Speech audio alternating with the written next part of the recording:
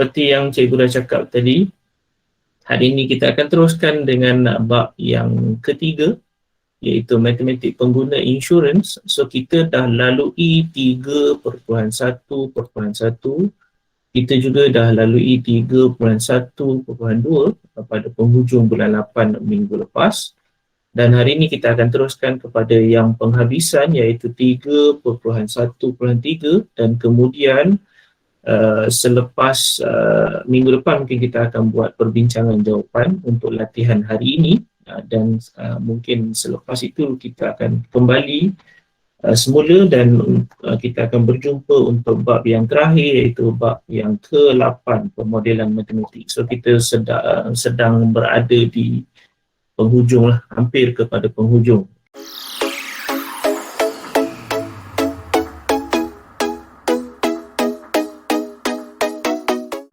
Okay, so hari ini kita akan teruskan dengan bab yang ketiga, 3.1.3. So kita nak tengok apakah yang ada di dalam 3.1.3. So untuk buku teks, kamu boleh buka muka surat 85. Okay, untuk buku teks tingkatan 5, kita boleh buka muka surat 85, iaitu menyelesaikan masalah. So menyelesaikan masalah yang melibatkan insurans. Okay, so kita nak tengok apa yang terkandung di dalamnya.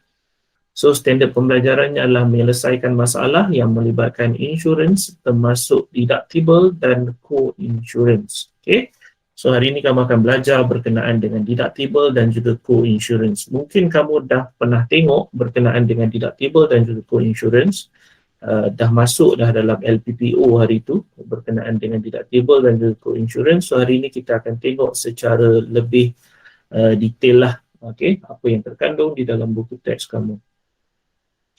Okey, so untuk yang pertama berkenaan dengan pemegang polisi, berkenaan dengan deductible dan juga co-insurance ni, pemegang polisi menerima pampasan kurang daripada kerugian sebenar. Pemegang polisi menerima pampasan kurang daripada kerugian sebenar dan yang selebihnya ditanggung sendiri. So pihak insurans dia memang kata menggunakan polisi inilah. So kamu seharusnya menanggung sendiri sebelum orang kata boleh buat pampasan lah, boleh dapat pampasan. Dan ada yang sepatutnya kamu memang kena tanggung sepenuhnya sendiri sampailah habis. Lepas tu barulah yang selebihnya lagi satu akan di-cover oleh pihak insurans. Kita nak tengok yang pertama adalah deductible dan juga yang kedua adalah co-insurance. Deductible ni apa? Deductible adalah suatu jumlah yang perlu ditanggung oleh pemegang polisi sebelum layak membuat tuntutan daripada pihak syarikat insurans. So deductible ni suatu jumlah yang perlu ditanggung. So jumlah yang perlu ditanggung oleh kamu selaku pemegang polisi sebelum layak membuat tuntutan. Dan kebiasaannya terdapat dalam kontrak insurans harta, insurans perubatan dan kesihatan, dan insurans motor. Tidak terdapat dalam insurans hayat dan insurans liability diri. Kita nak tengok deductible ni macam mana kita nak guna. Kita nak tengok deductible ni macam mana kita nak guna. So kita terus kepada contoh yang keempat, muka surat 86. Soalan kamu adalah berkenaan dengan Puan Suhaila membeli, Puan Suhaila membeli insurans motor untuk keretanya yang memiliki deductible RM300. Kemudian sepanjang tempoh insurans, 3 kemalangan telah berlaku. Dan kerugian pada bulan Mac RM2,800, pada bulan Julai RM250 dan Ogos RM400. So kalau ikutkan, janganlah jadi seperti Puan Suhaila. Dalam setahun sampai 3 kali kemalangan berlaku. So kalau boleh, elak-elakkanlah. Jagalah diri baik-baik. So untuk Puan Suhaila ni, dia mengalami kemalangan untuk setahun, 3 kemalangan. So inilah jumlah-jumlah kerugian dia. So soalan kamu, nyatakan sama ada Puan Suhaila boleh buat tuntutan kerugian ataupun tidak. Dan yang kedua untuk B, jika ya, berapakah jumlah bayaran pampasan yang boleh dituntut bagi setiap kerugian. So untuk deductible ni sebenarnya kena tolak. Deductible ataupun bahasa Inggerisnya deduct. So deduct bermaksud tolak. Okay, so kamu ada amount ataupun nilai deductible sebanyak RM300. So apa yang kita nak tolak? Okay, kita nak tengok penyelesaian dia. Okay, so dekat sini cikgu dah sediakan bulan yang mana bulan yang Puan Suhaila ini mengalami kemalangan lah. So bulan Mac, bulan Julai dan juga bulan Ogos.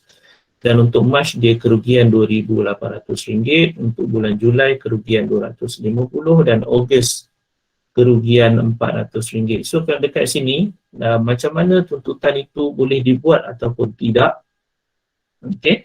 So nak tengok boleh dibuat tuntutan ataupun tidak, kamu bergantung kepada nilai kerugian dan juga nilai deductible. So dekat sini, sekiranya kerugian kamu lebih besar daripada nilai deductible. So dekat sini untuk bulan Mac, contoh dia, dia mengalami kerugian sebanyak RM2,800 dan nilai kerugian RM2,800 lebih besar daripada nilai deductible, iaitu RM300. So bermaksud untuk bulan Mac punya kerugian, okay, so boleh dibuat tuntutan kepada pihak insurans lah. Okay, so tuntutan boleh dibuat. So berapa banyak yang Puan Suhaila akan dapat, so nilai dia adalah RM2,800, jumlah kerugian dia ditolak dengan jumlah deductible. So deductible ni sebenarnya datang daripada mana?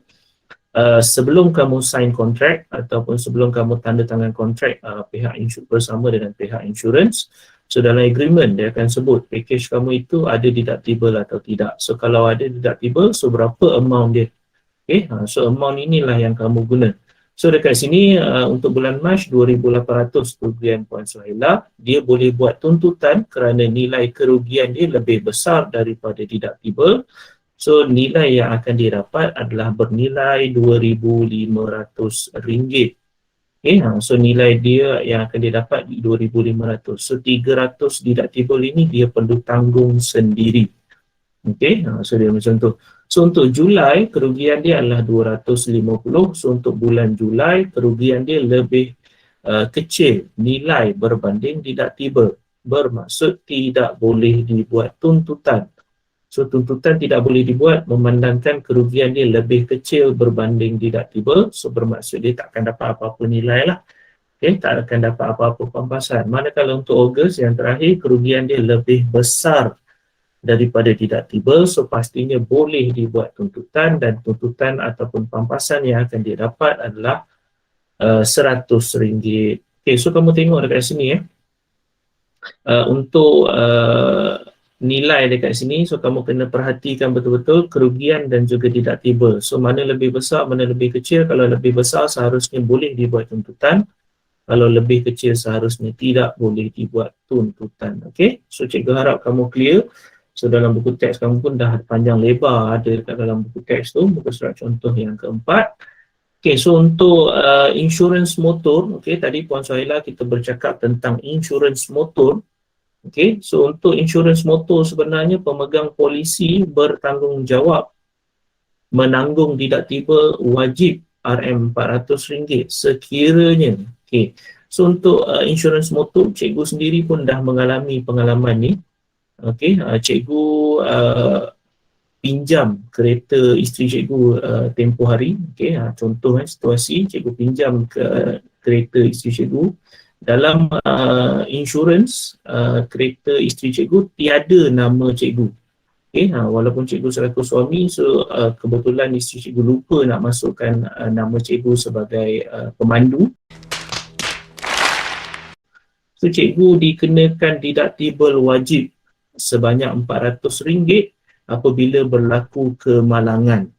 Okay, so maksudnya kereta isteri cikgu bawa, nama cikgu tak ada dalam insurans. Okay, yang ada hanya nama isteri cikgu sahaja. So cikgu yang bawa, so accident. So cikgu diminta untuk membayar deductible wajib RM400 kepada pihak insurans sebagai kata penalti lah. Lebih kurang. So kamu tengoklah dekat sini dalam insurans motor memang ada deductible wajib sekiranya kes yang pertama kenderaan yang dipandu bukan penama. So macam kes cikgu tadi lah, cikgu bukan penama yang ada dalam polisi, penama adalah isteri cikgu sahaja sebab kereta dia. Okay, so penama yang memandu berumur bawah 21 tahun. So mungkin cikgu ada anak anak cikgu umur 18 boleh bawa kereta. So nama dia belum ada dalam polisi isteri cikgu. So bawah pula daripada 21 tahun. So juga akan dikenakan deductible wajib. So kamu boleh tengok dekat sini, penama yang memandu berumur bawah 21 tahun. Okay, yang ketiga, pemegang lesen L, iaitu lesen sementara.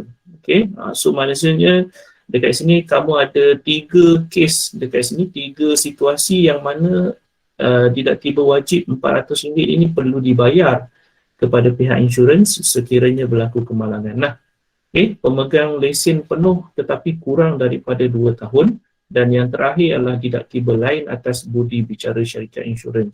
So untuk deductible wajib ni cukuplah kamu tahu sekiranya orang kata berlaku kemalangan, okey, so sekiranya berlaku kemalangan dan 4 kriteria ini ada di dalam situasi soalan itu nanti, so bermaksud deductible wajib RM400 perlu dibayar oleh pemegang polisi lah, okey, so, oleh pemegang polisi. Siapa suruh dia bagi kan?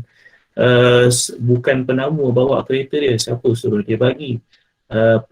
Yang bukan pemandu second driver yang bawah 21 tahun, siapa suruh dia bagi? Pemegang lesen L bawa kereta dia, ataupun mungkin pemegang lesen penuh kurang daripada 2 tahun. So maksudnya kenalah berhati-hati. Okay? So macam mana sekalipun kemalangan tetap boleh berlaku, jagalah diri sendiri. Okay, so untuk deductible wajib berkenaan dengan insurans motor, so ini cikgu harap kamu clear, boleh nampak dalam contoh 4 dekat situ, dia ada menerangkan dalam bentuk ayat, cikgu huraikan, ringkaskan dalam bentuk peta minda lah dekat sini. Okay, dan contoh yang kelima berkenaan dengan deductible, masih lagi di dalam contoh deductible, muka surat 86. Okay, Chelin memiliki polisi insurans perubatan. Okay, Chelin memiliki polisi insurans perubatan dengan deductible RM30,000. Okay, so nilai deductible kita akan tolak setahun dengan had tahunan RM300,000. So tahun pertama pembedahan appendix RM8,000 dan tahun berikutnya pembedahan jantung RM210,000. Okay, nyatakan jumlah yang ditanggung oleh Chelin dan jumlah yang dibayar syarikat insurans bagi tahun pertama dan kedua tempoh insuransnya.